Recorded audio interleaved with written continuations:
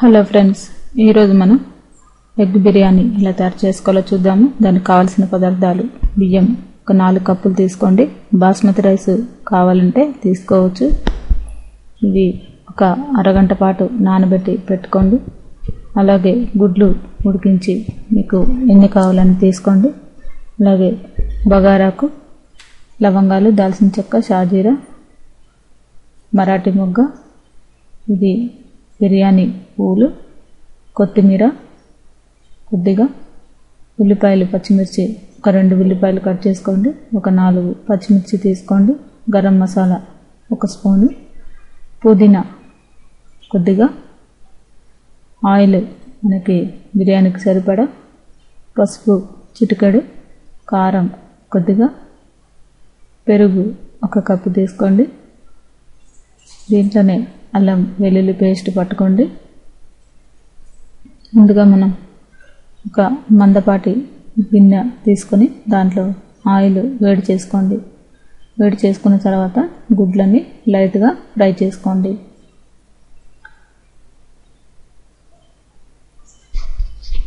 ఇది మనకి ఒక 2 నిమిషాల పాటు ఫ్రై అయితే సరిపోతుంది.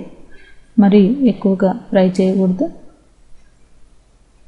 ఈ విధంగా మనకి ఇవి ఫ్రై అయిన తర్వాత సపరేట్ బౌల్లోకి తీసుకొని పక్కన పెట్టుకోండి.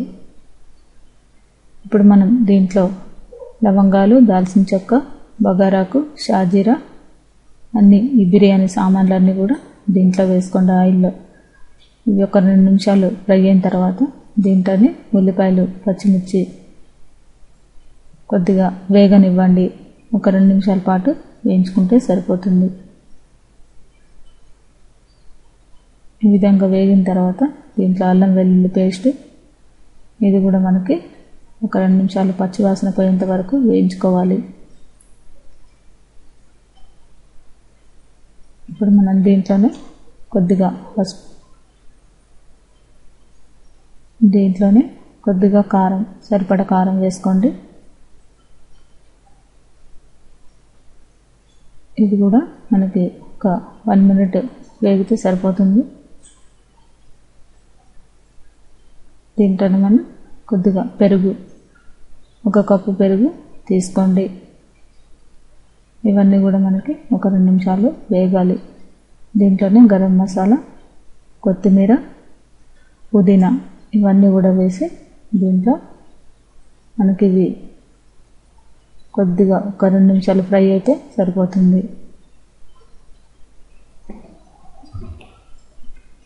ఇది మనకి ఫ్రై అయిన తర్వాత మనం వాటరు దీంట్లో వేసుకోవాలి.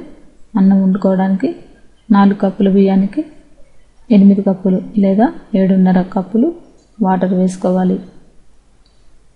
దీంట్లోనే సరిపడా సాల్ట్ వేసుకోండి. ఇది కొద్దిగా మరిగిన తర్వాత దీంట్లో రైస్, నానబెట్టుకున్న రైస్ని దీంట్లో వేసుకోండి. ఇది మూత పెట్టేసి మనకి ఒక 2 నిమిషాల పాటు ఇది ఆవిరికి, చూసారు కదా, ఈ విధంగా వాటర్ అంతా ఇంకిపోయిన తర్వాత మరొకసారి లో ఫ్లేమ్లో ఇది ఆవిరికి ఉడికించుకోండి. దీంట్లోనే మనం ఉడికించుకున్న అలాగే కొద్దిగా ఫ్రై చేసుకున్న ఎగ్స్ని దీంట్లో వేసి ఒక 2 నిమిషాలు ఆవిరికి పెట్టుకోండి. అంతే, ఎంతో రుచికరమైన ఈ ఎగ్ బిర్యానీ మనకి రెడీ అయినట్టే. ఇది మీకు ఇష్టమైన గ్రేవీతో కానీ లేదా పెరుగు చట్నీతో కానీ మీకు ఇష్టమైన ఏ కూరతోనైనా సర్వ్ చేసుకోవచ్చు. ఈ రెసిపీ కనుక మీకు నచ్చినట్లయితే లైక్ చేయగలరు.